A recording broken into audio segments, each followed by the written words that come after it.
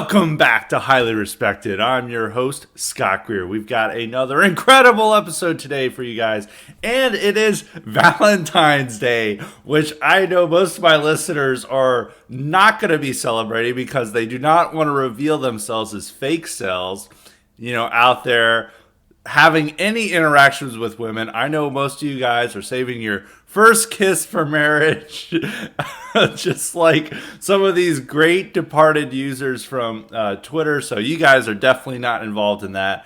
And we do not have any of conservative femcells listening to the show. This show is the great enemy of conservative femcells. They're about busy celebrating Valentine's Day, where they get to celebrate their loneliness and lack of a Valentine. And that's just the way the cookie crumbles out there. I do find it funny with one. I mean, obviously we're not going to have a Valentine's Day special for Highly Respected, but I do find the idea that like Valentine's Day is now like a huge thing is just the fact that women can celebrate or act that anything that they wish they had but didn't becomes like a tragedy in of itself, and that they are able to create a holiday out of being lonely. But if it's like guys had like Valentine's Day or whatever, everyone would be like, that's lame as hell. And it's like, you guys are just incels. We're not going to have it. But we don't allow those insults to us get us down, because we're not going to let the outside forces, push us down on Valentine's Day. We're not even going to acknowledge this holiday, even though I just said Happy Valentine's Day. And we're going to let the conservative femcells out there who are busy wondering, where are the good men? Why has no Matthew McConaughey come at me with his pickup truck and love me? Where's my Valentine? We're gonna make fun of the people celebrating Valentine's Day and have our regular wonderful Monday with Highly Respected, and that's what we're gonna do. I'm sure some of you, actually, I know a lot of you actually probably watched the Super Bowl last night, even though I've been telling people not to watch the NFL. But I have to admit, I watched the Super Bowl too. I even broke my own vow to boycott the NFL, but so did everyone else. No one. That's also another subject about how conservatives weren't able to stand. So there's a lot to discuss, but there wasn't anything to really discuss from the Super Bowl. It was a boring game. Eminem kneeled. They had like old man rap, I guess. It's like the only real highlight, and there was the terrible Lord of the Rings ad, which I'll cover some of this stuff later on in the podcast. So, but first, I have a big topic that is going to be a major theme for the podcast today, and it's not Valentine's Day, it's not the Super Bowl, it's not Lord of the Rings, it is not Eminem. Marshall Mathers. It is misguided populism. It is this topic because I've been seeing, this is something that's similar that I've talked about in podcasts past, but there's always new things developing with this, and there's two pieces of legislation that I need to talk about, and there are developments on the campaign trail with some of these candidates. A lot of people on Twitter are getting hyped up about, but it's not really turning out to be the way things are on the ground. So I'm going to discuss those topics today. And the first, I'm just going to go with, these misguided attempts at legislation. One's not that bad, but one is not very good, or is not really what we're sought out to be. So ever since 2016, ever since Trump won the Republican primary and won the general election in 2016, people have been trying to explain about how he won. And everyone has just kind of agreed that he won the working class back. And what is really guiding the GOP is populism. It's the working man's party now. And so a lot of people have adopted tons of different positions in order to appeal to this new moment.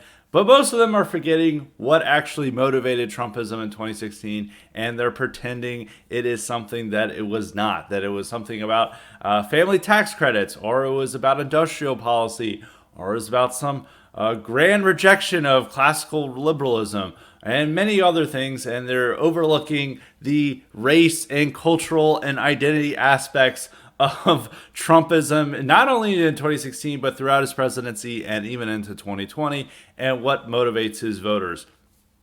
But in some ways, this has led to new things. I mean, it is probably better that the GOP is talking about the workers' party or trying to be for workers rather than being for billionaires or whoever else they were before then. But it's not really working out. And what the bills they're proposing and they're really looking for plaudits for supporting are not necessarily that good. And there's two that recently that they were designed to get media attention, be like, "Whoa, wow, these guys are being populist. This is worker stuff. This is not like the traditional GOP. Wow, these guys are so different."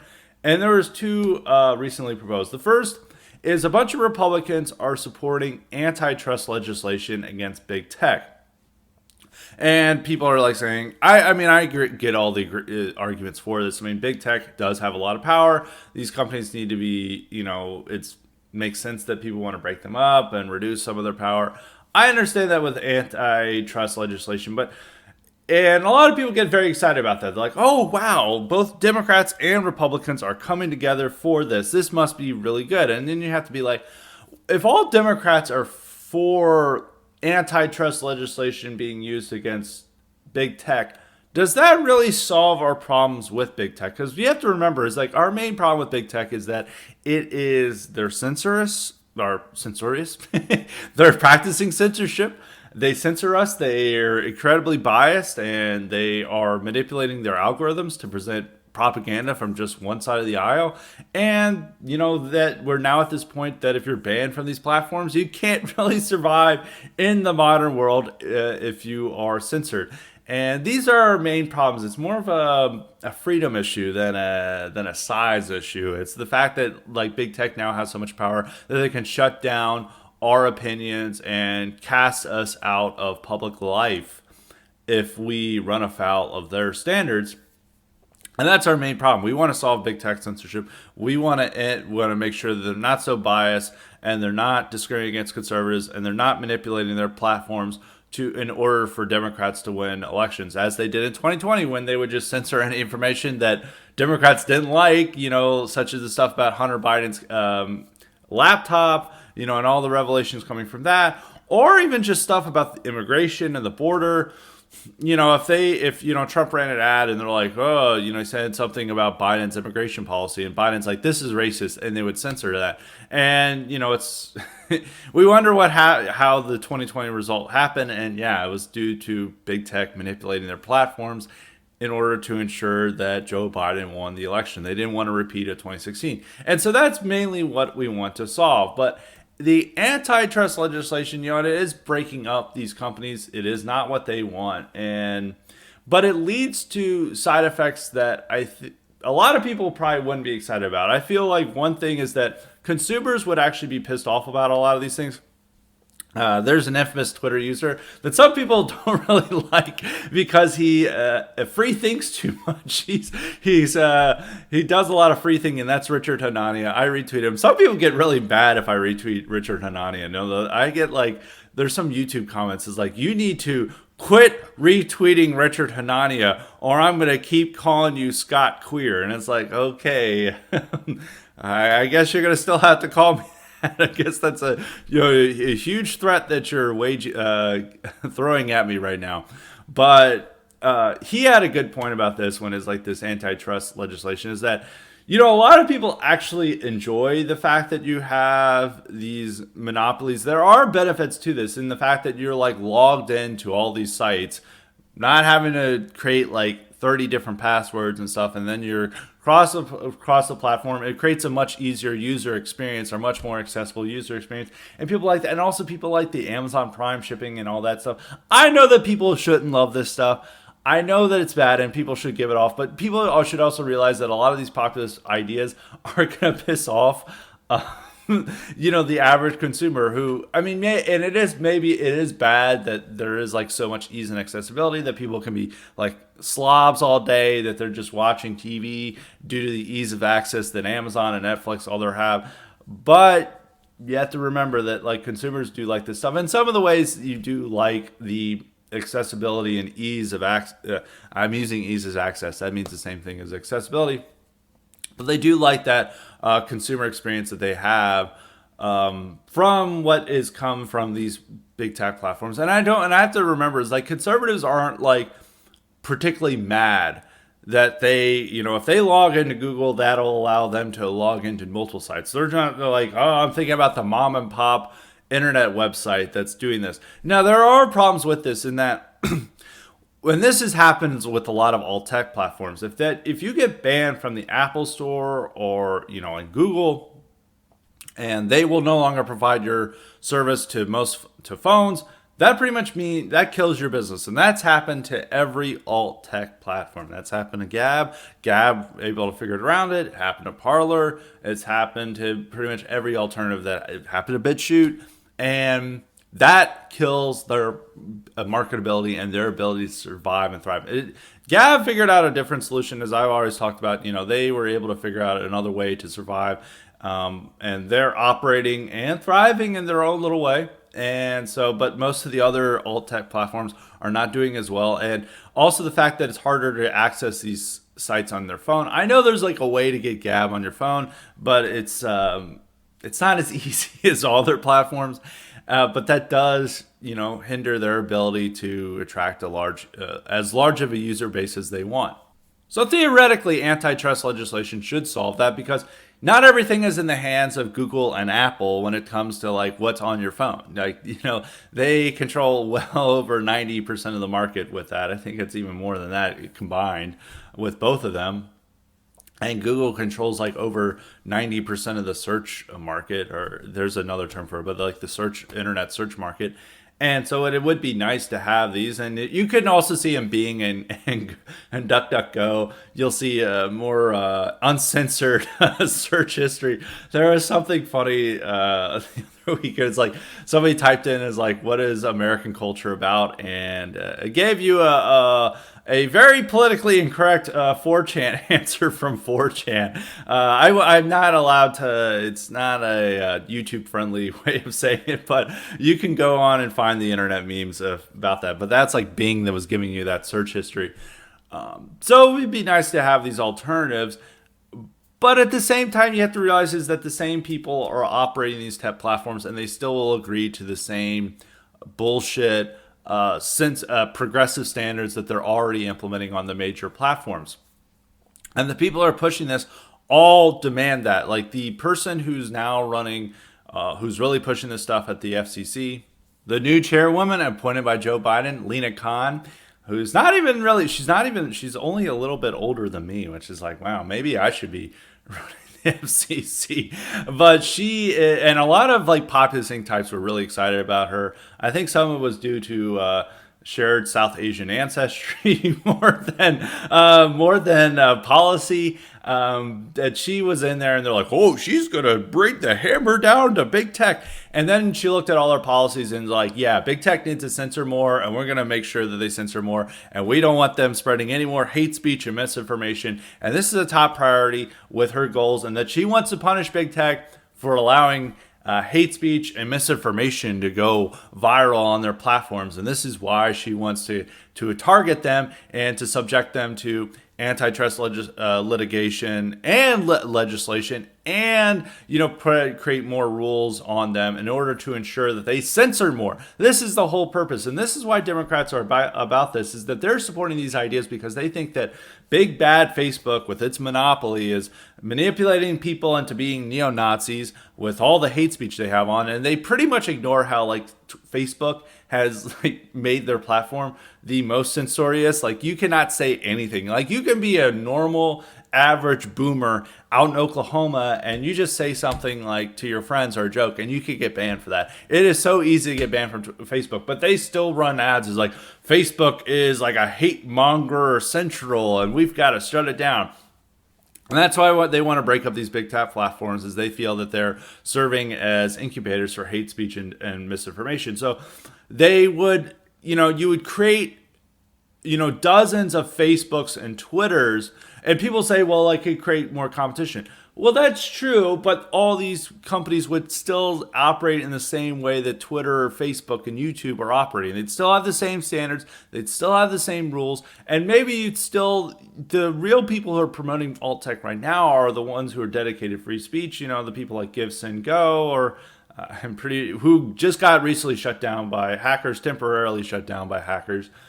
which is another problem with alt tech, is that you're more prone to hacking and these operations. They don't really. I mean, they do try to do that with big tech, but big tech has like billions of dollars to create security mechanisms, and they're usually much better at it. While alt tech does not have the budgets to and the workforce to really be as secure as possible, but they do a pretty good job with what they have. And so, just that's just some examples of the problems with alt tech, is that most of these companies are not going to operate in the same way that Gab or Gibson Go or BitChute are operating. That is much more open to free speech. Then they're still going to have the same standards, but they're going to be just competing. And it's like, well, we have this new feature that Twitter doesn't have. It's like I don't know what new feature. It's like we have a longer character limit or something like that they would, and that's how they attract people.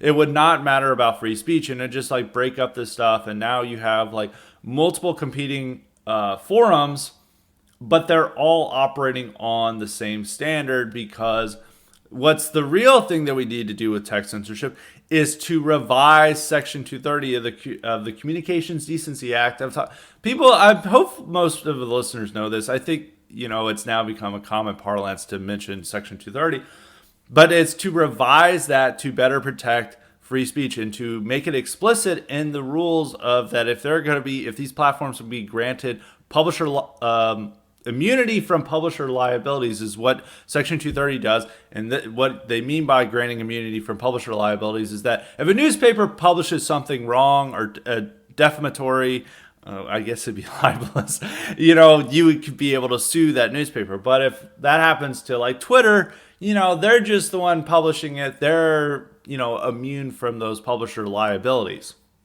They're not at fault with that. But they all want that to take it, or a lot of Democrats want to take that away, that immunity away, so they do become publishers. That they just become the same as CNN or Huffington Post, is that they're only allowing information that they support or can vouch for, which would turn these sites into horrible, horrible nightmares, and nobody would want to use them. Maybe that would be good in some ways, but I think that would be bad. Is that I think social media has been a benefit to the dissident right. For the most part, I think there are some negatives to it on the long, in the greater society. But I'll get into some of the negatives with social media, with operating a movement. But I think for the most part, in order for us to get our message out, it's been beneficial to us. And I think if you just return to what would be the standard media model that's been in place for for a long time, and now you're forcing the internet to follow those guidelines by eliminating Section 230, I don't think it would be a benefit to us. But simply revising it to say that these platforms must operate as neutral grounds where everyone's able to speak freely and they respect political speech and they're not censoring people just because they disagree with their viewpoints, and making it very explicit in the language of that. And if they violate that, they will strip them of Section 230 and effectively kill their platform. That is really what we need to do. I mean, and that's more important than the breaking up the big tech, because I think, you do need more competition with that. But what our main problem is the censorship and the bias. And I don't think the antitrust stuff is not going to solve that. It's going to it's going to create other problems. It's going to make consumers upset because they're going to get a worse performance. It's going to make more of a hassle when you get on the internet and, you're choosing things and you're having to remember 40 different passwords. And there's a lot of issues that come with it. Now, this is not saying that we should not pursue it over time, but really the main goal right now is to protect free speech on the internet. And this doesn't do anything. It's a sidetrack. It's a distraction. But Republicans aren't getting anywhere by trying to revise Section 230 to better protect political speech. So instead, they're doing this and we're really taking it to big tech, which, I mean, yeah, they are taking it to big tech, but at the same time, they're not solving the main problem we have with conservatives. Conservatives aren't just there are no conservatives out there as oh man, I really hate how Amazon Prime delivers packages to me really quickly. Or I'm really mad about how, I'm having to use Google for search. I mean, some of them are mad. but or they're just like mad that like their favorite choice is an iPhone. Really what they want is to go on the big social media platforms and have the ability to speak freely, and for the platforms to not manipulate their algorithms to ensure that the information that they think is hazardous to the Democrats or the liberals is not suppressed. And that's really what they want. And that's really what we need to focus on. I don't think this antitrust legislation is very important. And you always have to do second guesses. Like, why are Democrats so eager for this when, they defend big tech censorship and they're on the opposite side on a lot of these big tech issues that we're focused on? And you have to ask yourself, is this really smart to be, supporting what Lena Khan and her allies want? And hopefully we come away from a smarter conclusion to that. I don't think and as I repeat myself, I don't think antitrust legislation is necessarily bad, but it's not our problem with big tech. We want to have free speech on big tech, and this doesn't solve that. So that's enough. I do want to make one point about Twitter. This does get into some of the misguided populism, because I do think it leads to what is popular on social media is not really going with reality. I know this is a bit of cliche, but I do want to explore this topic a little bit. We have to admit, the dissident right is extremely online. That's not so bad. That's not as terrible as some people think. And I do cringe when people are like, touch grass. And it's usually like a DSA person with like their pronouns in their bio saying that. And this person looks like a complete weirdo. And you're like, maybe I'll just stay inside. If I touch grass and I look like that, I'm going to stay where the carpet is. I'm not going to go outside or touch grass at all. And I do have to say this. It is a little bit of a problem for I don't know if the problem is, there is a little bit of an issue with being totally online in social media, and people think like bigger things are happening just because they're happening on Twitter or on Gab, which I've talked about in podcasts before, where it's like, Gab is like really funny. It's like people are like, this is going to be the career ending because people on Gab are upset. I'm like, I don't think that's the case. But even on Twitter, like people get like, they're like, this candidate is done. This person has said something outrageous, or this personality is done because Twitter doesn't like them, and everyone's like, and we just ratioed him and stuff. And then this person becomes bigger and better than ever. And there's many people who are like this, or it's particularly when it comes to political campaigns, is that if you assess like the Twitter for like support for Twitter campaigns, you would think this guy, Robbie Starbuck, who, like, I'm like the one person who doesn't think this guy is great among the MAGA sphere. This guy is like 2019, Turning Point USA, circa 2019 talking points. Like, we love legal immigration. And it's like, Democrats are real racist. And then I'm like, this guy's the MAGA dude. And he's got like a man bun. And he's running in a district that's actually in an area that I grew up in, even though I think my old home wouldn't be in the district. It might be. I need to look at the new map. Tennessee redrew the district to Nashville used to be a blue Democrat district, and this is where the guy was running in, and he was like, I'm going to beat this guy. And it's like a plus 20 Democrat district, or even more than that. It's like, and this guy is definitely not going to win, but all of MAGA sphere had to pretend this guy was going to win. But then they redistricted it, and now Nashville's been split off into 3 places, and they're all supposed to be Republican, red. And he's still running in the Tennessee 5. Tennessee 5 is pretty much all the affluent suburbs of Nashville, the most affluent suburbs of Nashville, plus some rural counties. And this guy is running there as a former rock music video producer. I think he produced emo music videos. Don't quote me on that. And he's got a man bun, and he's running on a 2019 circa TPUSA message, and people are like, this is the real national populist. And it's like, no, he's not.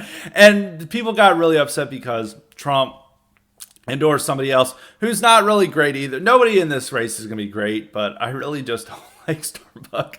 And people were like, oh, he just ended, like, Trump is finished because he went against the popular candidate. And I can guarantee when the polls come out on this race is that there are going to be a ton of people in this race, and Starbuck is going to be lucky to be in the top 5.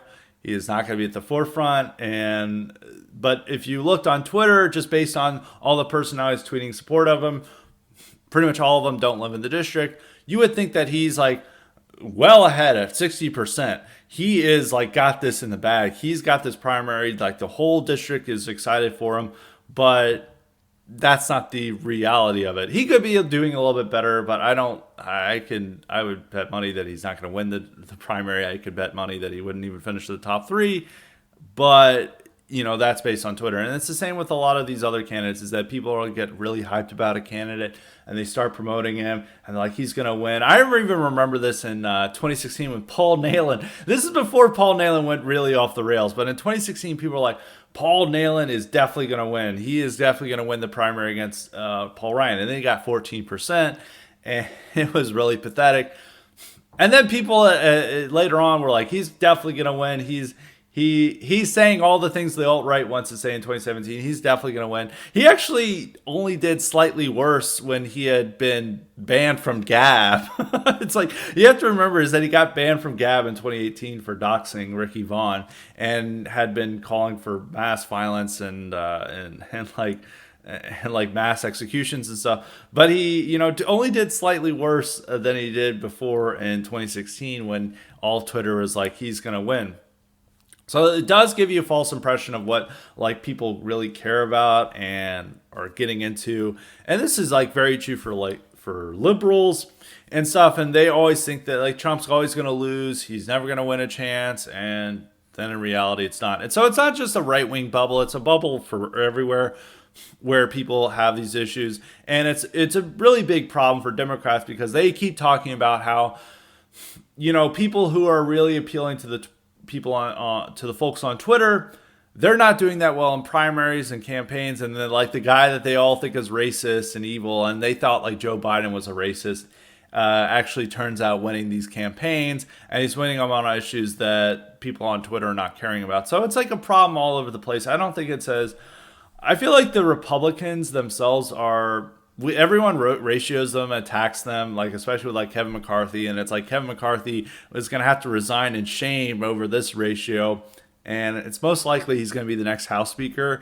And a lot of the messages he's doing some of them are really bad, but a lot of them are what is appealing to his own base, is that they're not as extremely online. So I guess in we like Twitter, we like having it for entertainment, we like social media, but I do think is that you shouldn't necessarily base reality on what you're seeing on what's trending. If people are like, wow, that's really a major thing. But I think that a lot of times people think that what they're seeing in their little social media bubble is too much what is happening in reality, and it's often the opposite. And I'll go into this. This will be brought up again later on in the podcast, but I need to shift to the next bill that is an act of misguided populism. This isn't as bad. I would also say that this is also similar, that it's not bad on the surface what's happening with this bill. This bill is proposed by Jim Banks and Marco Rubio, and it's designed to, it's like, I think TEAM is the acronym that they're using for it. And the bill is designed to give a workers representative at major corporate boards. Like if you make, I think if a company's worth at least $1 billion, that they have to have a workers representative at the corporate board meetings, is that a workers representative would be there. Now at the surface, they're like, this is like showing we're a workers party and blah, blah, blah. It's like kind of cringe. But what the good thing is, this is done to actually subvert or maneuver around unions. Instead of having unions, you would just have a workers representative to represent you in collective bargaining and say like, I'm representing all the workers and this stuff. And it is actually breaking union power. A lot of liberals are attacking it for union busting. So I will be supportive of that with this measure, and saying it is actually like good that like it is like an alternative to unions, is that you just have a workers representative, and it sounds fine on the surface. So in many ways, when I first saw this, is like, this is going to be cringe. And then I was like, oh, it's a way to be anti-union and bust up unions. And it's like, okay, I hate unions are so bad, except for law enforcement unions. I'm going to be, okay, I actually like this. idea. But I think it's the main issue is not, it's similar to the antitrust thing, is that it's once again not solving our issue with corporations and even with workers. Is, I think is that a lot of times is that people have this impression of the working class as like these hard bitten people who are on starvation wages. They're working for minimum wage at the factory down the street, and they're covered in soot, and they're just like every day they're working 12 hours, each shift, and they're just coming home really tired, and they're all working class men who are waiting to go to Latin mass in the morning. And this is like the impression that a lot of the populist Inc. has of the working class, which is not necessarily the case anymore. And there is even an issue with the workers' representative, is that a lot of what, especially with Amazon was one of the major companies that they want to do this with. And there's always been this idea that the Amazon workers are the same impression. I mean, I'm being a little exaggerating a little bit of what the impression they have of the working class, but it's generally conservative white working class are working in these Amazon shipment factories, and that's really who they're, and their delivery drivers. There are a lot of those people like that, but if you ever like see Amazon delivery drivers, or even go to look at the demographics at a lot of these Amazon plants, especially the one that tried to unionize in Alabama, there are hardly any whites among them. It is not it is not very white at all. And I think one thing we have to realize is that a lot of our working class is not white. I think even if you went into the majority, I don't know if it's necessarily a majority anymore, but for a lot of these like people who are working wage labor jobs at these major corporations, it is, I would say it's a plurality white now at best for this. I mean, it's hard to pull up the demographics for this, but I think if you're looking at the demographics of what you see is like the delivery drivers for UPS, for a lot of what the conservatives are trying to help people out in, and it's kind of a mix between manufacturing and service sector jobs. It's not very white. The working class is not as white as we think. Now, the one thing is that there are a ton of white working class, or what we would think are white working class, in rural areas. Like rural America, for the most part, is very, very white, unless they have a refugee influx there, or they have a chicken processing plant and there's a bunch of Hispanics living there, many of whom are illegal immigrants. But for the most part, rural America is very white. But a lot of these people aren't working the jobs that you would think is like the working classes. Like the impression is that these people are slaving away for some giant corporation. A lot of these people are independent contractors. They're specialty mechanics. I think when it comes to like mechanics and skilled labor, whites are definitely a majority for that. But when it comes to what most people would think of unskilled labor, such as like working at an Amazon processing plant or a chicken processing plant or farm labor, or especially in the service sector, it is not majority white anymore. Except for pretty much farm labor, which I like the really menial task of it, which is primarily done by migrant labor. I would still say it's plurality white, but it's it's slipping off. And you can even experience this when you go to McDonald's or anywhere else, and like even a suburb or somewhere. You no longer see white high schoolers or who working part time there. It's generally you're seeing Hispanics or some other non-white group working there at these jobs. And this should give you an impression of the working class. Is that I think I may have said it's like plurality, I think, but people ultimately think that it's like 75% white or something of that, and I think it's more in the low 50s at this moment, if depending on what you think.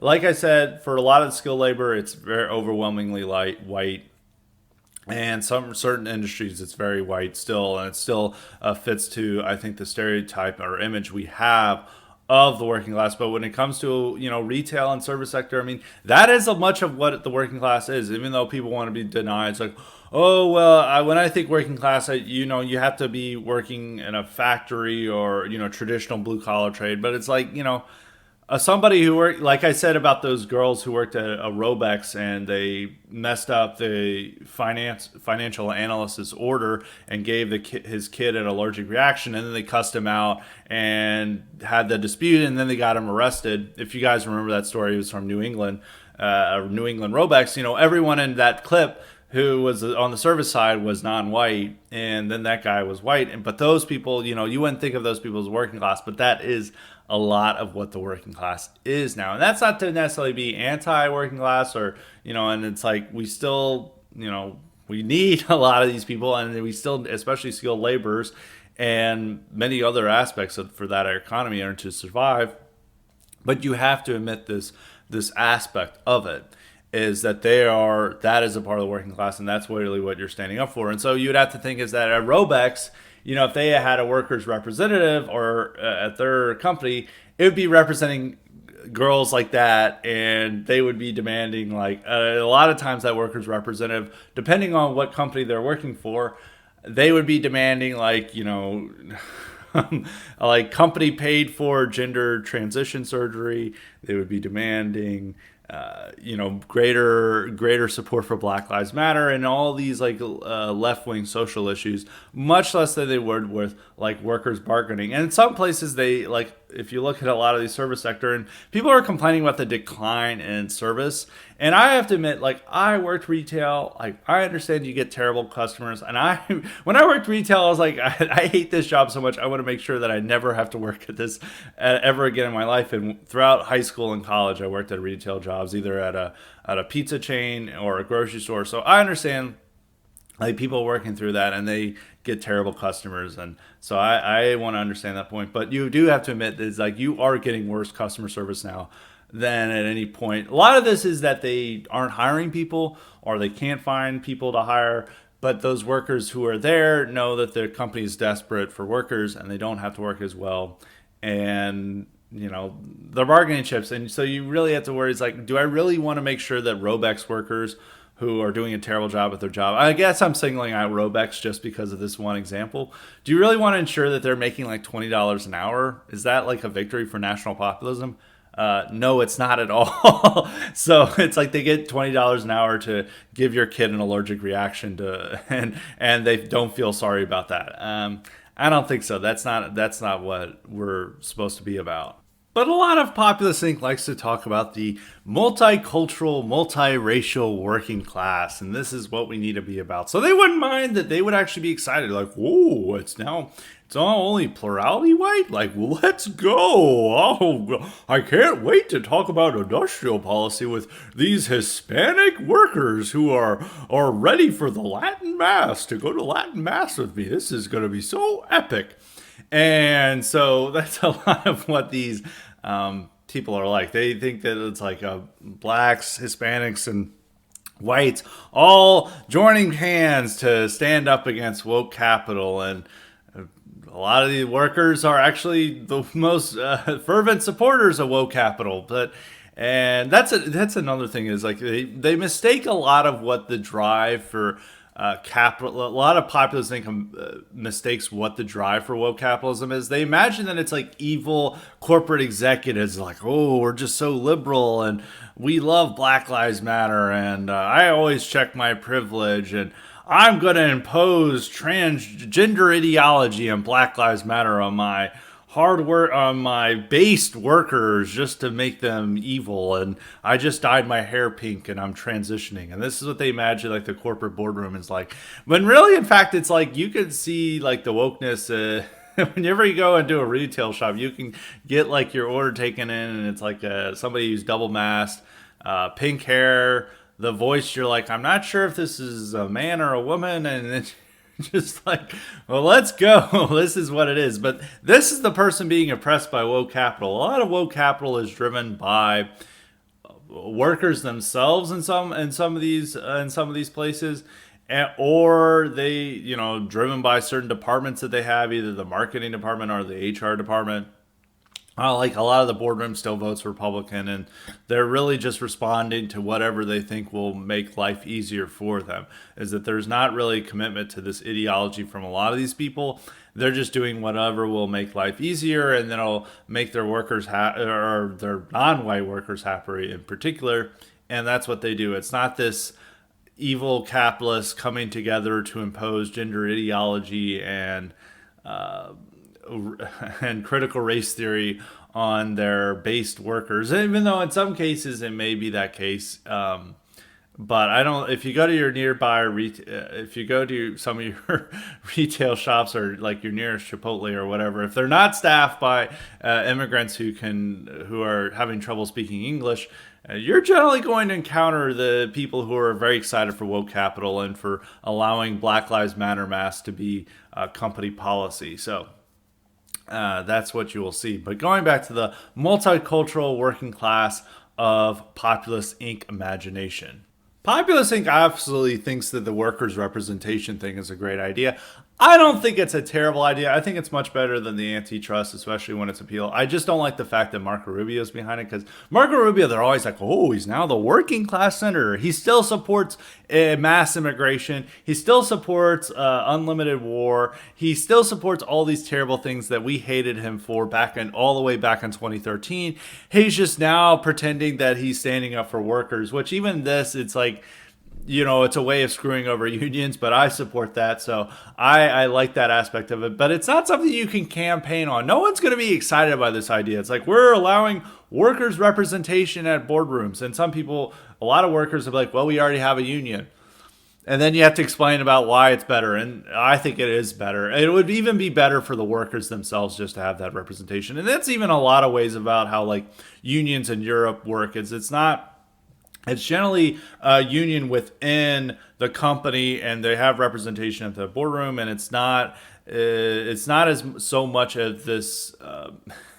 Even though they do have like their independent coalitions and stuff that are able to wield power, it is much more operating within the company itself, not some outside force that's its main goal is supporting its own power and its own influence. It's really much more concerned with workers themselves, and it works for Europe. But that's not the model we have, and maybe the workers' representation could over time be it. But it's not really that's not what animates the Trumpist base. Like, that is not what they really care about, and that's not the goals they have. But that's what Populist Inc. is telling them about, this is what they should focus on. And there's somebody who made this point. This is a National Review writer, Nate Hochman.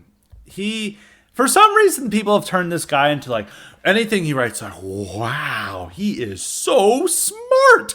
And they get so excited by him. They're like, Nate Hochman. We talked to Nate Hochman about what Trumpism is and national populism is.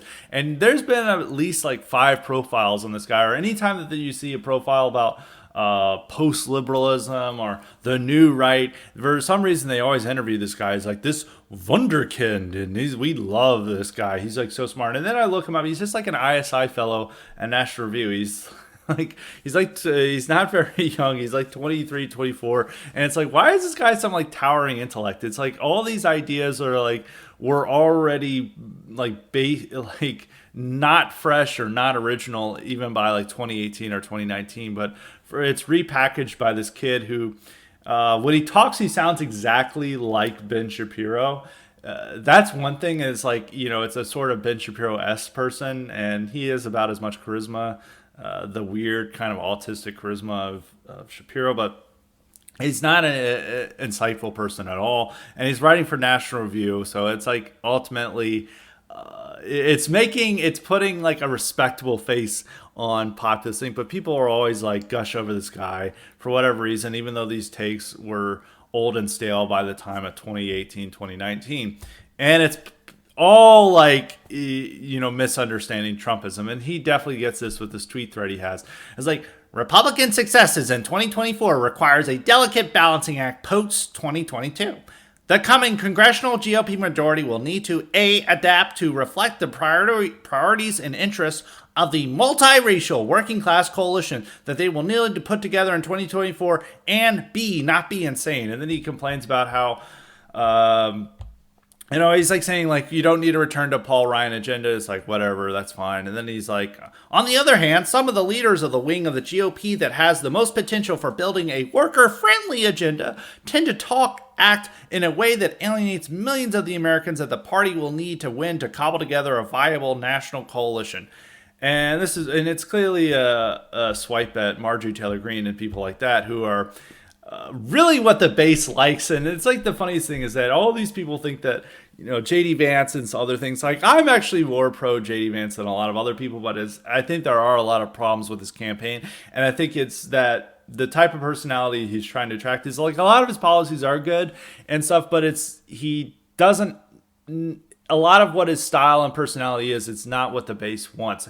And he's even admitting that when he got Marjorie Taylor Greene to endorse him and then to campaign around for him, because the primary voters love Marjorie Taylor Greene. They love Lauren Boebert. They love these people that even a lot of our own side think of like idiots and stuff, but the base like absolutely loves them because they see themselves in that person. And candidates who are campaigning like that, who are just like they're talking about like issues in a way that may sound idiotic, such as Josh Mandel, who's now the front runner in the Ohio primary, and even though his like campaign is complete like the id of boomer conservatism, it's working. And I think a lot of these people don't want to admit that. In some ways, I don't want to fully embrace that, but I do admit I am recognizing this. And really what they want is like this respectable multiracial working class thing, which is like, what is that? It's like JD Vance pretending that he represents the multiracial working class. Even JD Vance doesn't know that. And when they did a poll of Republican primary voters of what issues make voters more likely to support JD Vance on his own policies, it's all like the immigration and identity stuff. It has nothing to do with like industrial policy or his like pseudo economic populism. It's all like immigration. It's all like attacking libs for, and trying to punish like sanctuary cities for housing illegal immigrants and increasing deportations and that stuff. That's what makes voters more likely to support JD Vance, not the stuff that Nate Hochman and others are wanting to get him to be behind. And that's something that they don't want to admit or acknowledge. They think that they can have a respectable, that they'll like have Mr. Respectable. I guess Josh Hawley would be a good example. It's like that really what the base wants is a Josh Hawley type to be really nice and clean and not have the January 6th stigma around Josh Hawley, which it's now mostly dissipated, but Josh Hawley doesn't really have the charisma. And that's really what the voters want. But they really want Trump and they really like Marjorie Taylor Greene. And that's why like JD Vance is out campaigning with Marjorie Taylor Greene. And they'll be like, well, she alienates millions of people. It's like, yeah, a lot of people don't like Marjorie Taylor Greene, but the Republican primary voters who are the most likely to go to these meetings and to volunteer and to be really engaged in the primaries all think she's like incredible and great. And that is like a problem we're running. I think like people are running into with running America First candidates is that they do realize a lot of these candidates are goofballs and clownists. Like last week, Marjorie Taylor Greene had this whole viral moment of her talking about gazpacho police instead of Gestapo. And, it's like silly, but yeah, it does. I don't think we should go full on like Marjorie Taylor Greene or Lauren Boebert. But people do need to acknowledge that that's what the base wants and gravitates towards. And you do need a kind of that combative style that is, going to say things that is going to be, the media is going to deem inflammatory or just ridiculous. And that's what people go for. And then even with Mandel, Mandel gets will get people standing up and applauding him whenever he says the election was stolen. And that's what voters want to hear. And a lot of people are are afraid of saying that for candidates are saying that because they worry that it's going to get them censored or, rightfully so, because all the social media platforms say if you even dare say that, you will get censored. I mean, they've made that point very loud and clear over time, even though every Democrat was able to say that about the 2016 election. Republicans are not allowed to say that about the 2020 election. And that goes forward with these candidates. But that's what the type of message they want to hear. They want to hear these gut in the punch are punched in the gut in the punch. That's a real phrase. We're gonna start using that. But punch in the gut rhetoric that Trump used to his own benefit. And you have to realize, like, Trump's like wild and outrageous rhetoric about calling illegal immigrants drug dealers and rapists and calling for the Muslim ban. That's what made him win. And now a lot of people can't. A lot of people's their personality and style. It's never going to be like that. Like JD Vance is never going to be somebody like that. But he can, does need to realize that the economic populism stuff is not what's riling up the base. It is this stuff that Josh Mandel is doing, and not everything that Josh Mandel is doing is great. And I wish he would go a better message. He does attack Black Lives Matter in a strong way, so I do like that about Mandel. But a lot of what Mandel does is a goofball. I think you could do this in a way that's not so goofball. I think Blake Masters is doing a pretty good job of that. But also, that's also a problem with style and thing, is that he is like a very smart guy. He's a tech executive, and he's not necessarily the type of person that somebody who really likes Lauren Boebert is going to automatically gravitate towards. But he is using the right rhetoric for it, and he's not so much focused. Even though his campaign is like running on, a single breadwinner, that does pare this down to a way that people can understand in an appealing way. But he is also leaning hard into the cultural and identity stuff. So does JD Vance to an extent, but people don't pay as much attention to that for whatever reason. Now, once again, if you go on Twitter, you think that this is really the sweet spot, that this is what it is like you combine economic populism with social conservatism, and then boom, you get like 90% of a GOP voter base, and you just sweep the general election easily. Democrats can't compete against it. And, well, that's not really the case of what's happening in these primaries, or really even in these elections. Is that there's a lot more going on here. What do you see with Twitter? And that's one of these things that you need to stop being so reliant on Twitter when you're looking at these candidates. Like, I always make this point that on Twitter, that every right-wing pundit thinks that the smartest thing to do is to go anti-Trump because Trump is finished. Like, you don't need to worry about Trump. Trump is like, people are just wanting DeSantis. And then every candidate is begging for his endorsement. So on Twitter, you would think that no candidate wants Trump. They can deal without Trump. Trump is just toast. Like, they need Ron DeSantis on their side. It's like this Robbie Starbuck thing. They're like, he doesn't even need Trump's endorsement. Okay. And it's even this case in Georgia 10, the House district there. Trump endorses black guy who's he's like a Democrat to Republican. I guess he realized the Democrats were too racist. This guy's actually pretty funny. Vernon Jones. He was running for governor. Trump got him to drop out, and he said, I'll endorse you for a congressional race. And this guy jumps in a congressional race that's not even in his district, doesn't really have much name recognition. And the Trump endorsement now places him neck and neck with the previous frontrunner, just because of the endorsement. That's it. And then there's a race in South Carolina 1 with Nancy Mace versus Katie Arrington. I think it may be Kate Arrington. Anyway, or maybe even Sarah Arrington. It's Arrington, the last name, and versus Nancy Mace. Nancy Mace sucks. She's like this horrible Republican congresswoman who would just like, I have no makeup on, check me out. And she criticized Trump, and she's just otherwise terrible. But Trump endorsed the competitor, and Nancy Mace is like outside of Trump Towers, like, I'm a huge Trump supporter. I love Trump. Like, come on, Trump. And she didn't mention that her opponent has the Trump endorsement. And she's just pretending she's a Trump supporter. Now, if these people were all following Twitter advice, they would all go full bore, like anti-Trump, say, it's time to done. It's like, I hate you, Donald. You betrayed the base. And then they would somehow win the whole Republican voter base. But in reality, all these people competing for Trump's endorsement, they view that as the gold standard in these primary races. And they're all trying to present themselves as pro-Trump. It's like even with J.D. Vance. It's like J.D. Vance would... theoretically, if he took Twitter's advice, would just be rolling with it. Like, yeah, and I was proven right that Trump was a traitor. And they would, and the Twitter would be like, yeah, that's what you need. Stick it to Donald. And then he's instead pretending he's a Trump supporter. So That's and we're gonna see these with a lot with like Twitter races. We're gonna see so many of the things that you people are like, well, he got so many retweets and he's getting so much engagement, and then they're gonna see it really wasn't pairing out at all in real life. So you shouldn't let Twitter determine a lot of your views. But going back to the general point of misguided populism, this is a point that I always emphasize: is that what Trumpism was about was an identity and racial backlash. It was more about white backlash than it was about working class backlash.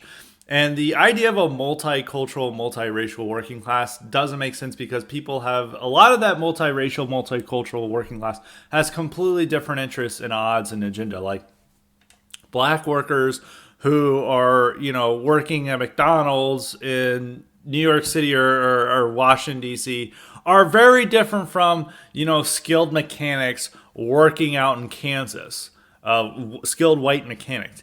And Populist Inc. thinks that they're all together, they're all on the same side, and really what's driving crime is elitists.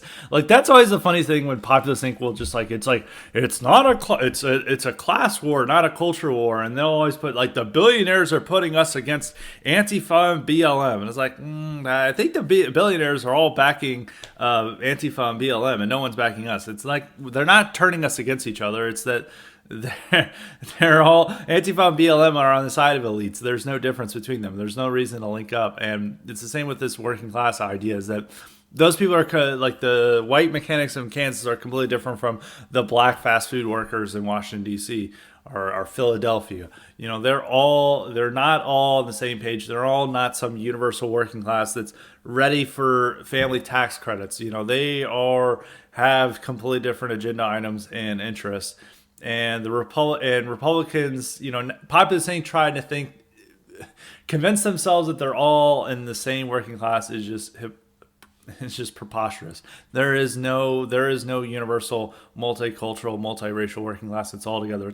It's not culture war, it's class war. And no, it's a lot. Culture war is more important than class war because a lot of these people don't even think of them. There's not a high amount of class consciousness in America, and a lot of that class consciousness is superseded by race consciousness.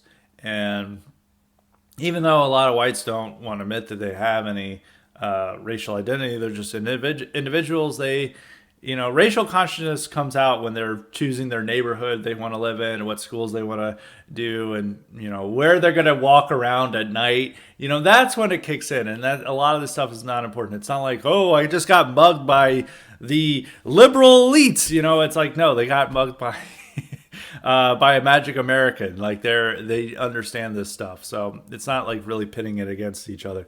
And there are some Hispanics that are joining in with the Trump coalition, but it's not over a class warfare thing. It's that they're choosing to have a lot of the same beliefs and identify largely with the white middle America more so than they are with the grand BIPOC coalition that the Democrats are forming.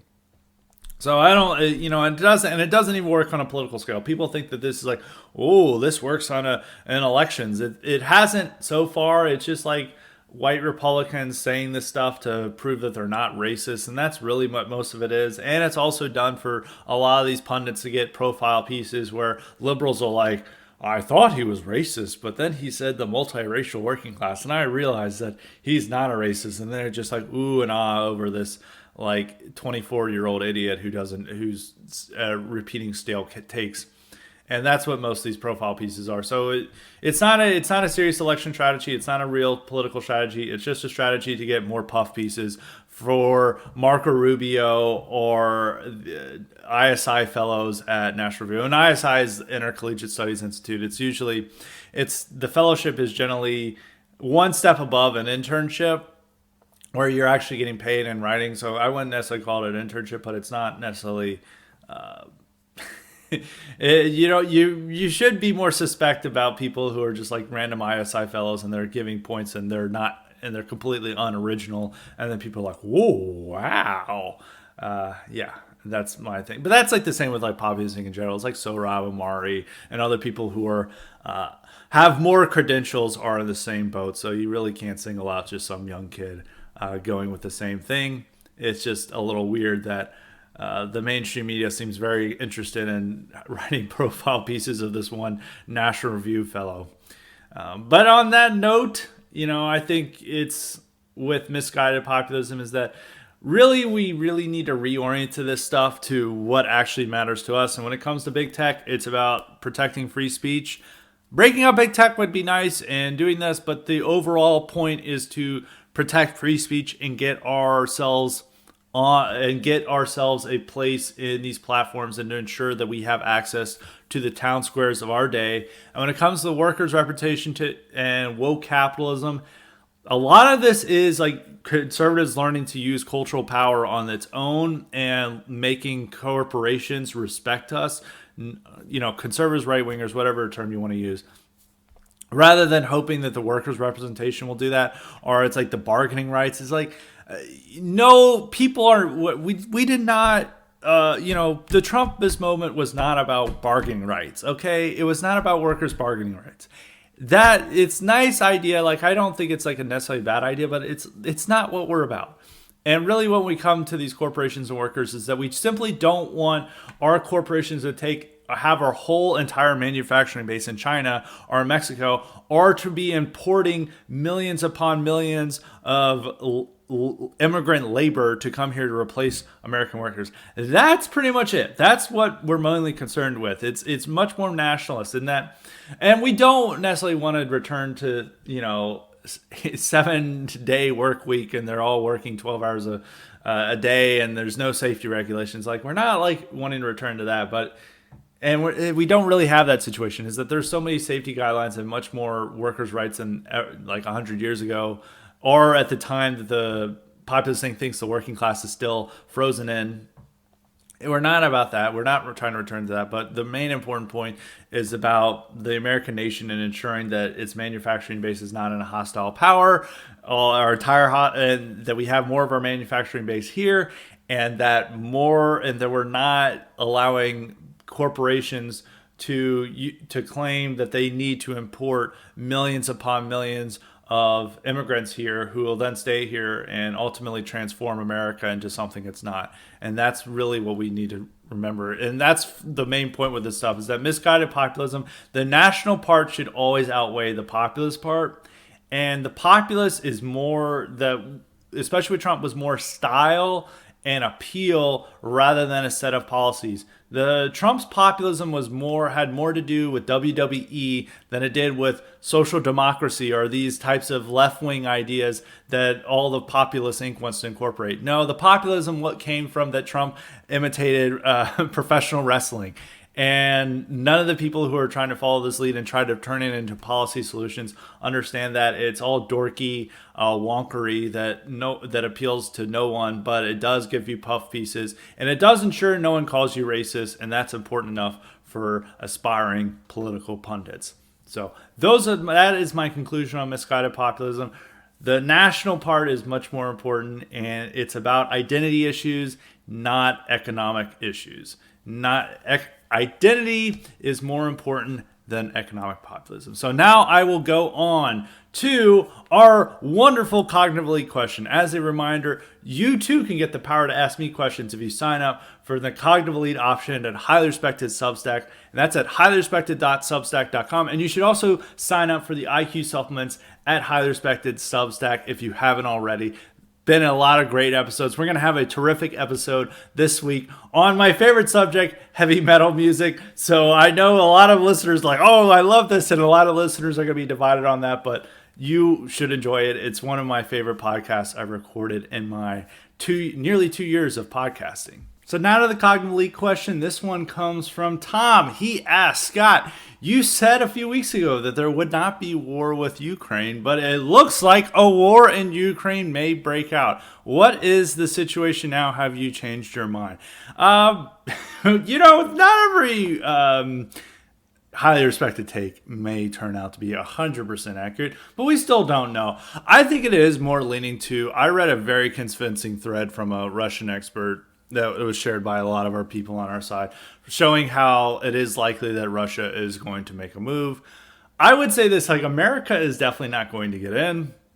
Like, America has troops in Ukraine, and they're moving them out on preparation for what looks to be a likely Russian invasion or intervention in the country. What scale is it going to be? Are they just going to take Donbass, or are they only going to stick to the east, or what? Are they going to actually do a full blown invasion where they try to take Kiev? Or Kiev, as NPR and all the media wants to say, because Kiev is Russian cultural imperialism. That is not. We're using the indigenous name of Kiev for Ukraine, and so they're all going about that, and America seems pretty convinced. They're just like loudly shouting that war is coming. Ukraine is, of course, saying that no war is there, but I think the reason why they're doing this is that people don't flee the country, which kind of undermines like what the West wants Ukraine to do. The West wants Ukraine to engage in a guerrilla war against the Russians. That this will be the new Afghanistan, which Ukraine's terrain is not like Afghanistan. There's a lot of plains. There's not a lot of places to hide.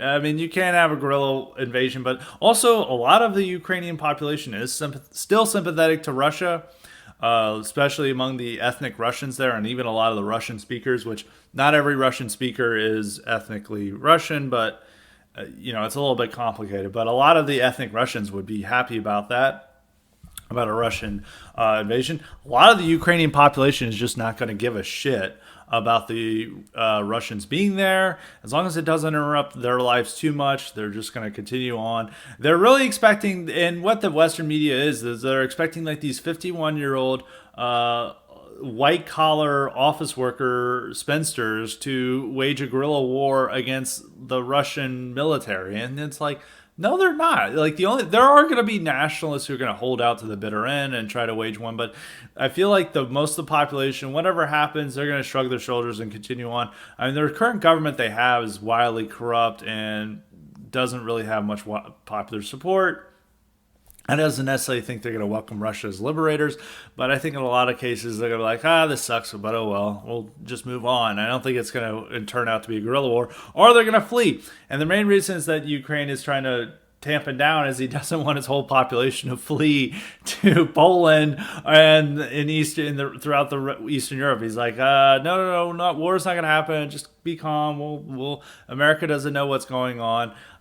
Because why would America continue to shout at the highest highest registers that the war is coming? And it does look like Russia is making more preparations on the satellite images they're getting, and they are finishing mobilization.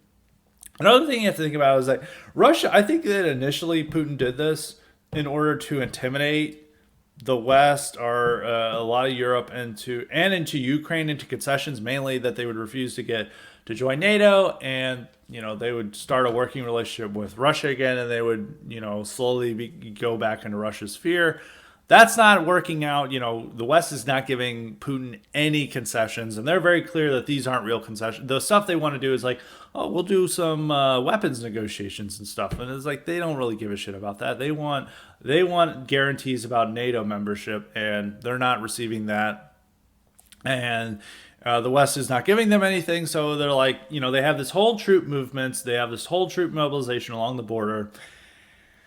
And, Putin is going to look like an idiot if he pulls back, because it's going to show a lot of weakness, and it's going to show, he gains nothing from this ordeal. The West is at the same time saying we're not going to give you any concessions, but we're also not going to do anything. We're not going to attack you or anything. We'll give you some punishing economic sanctions.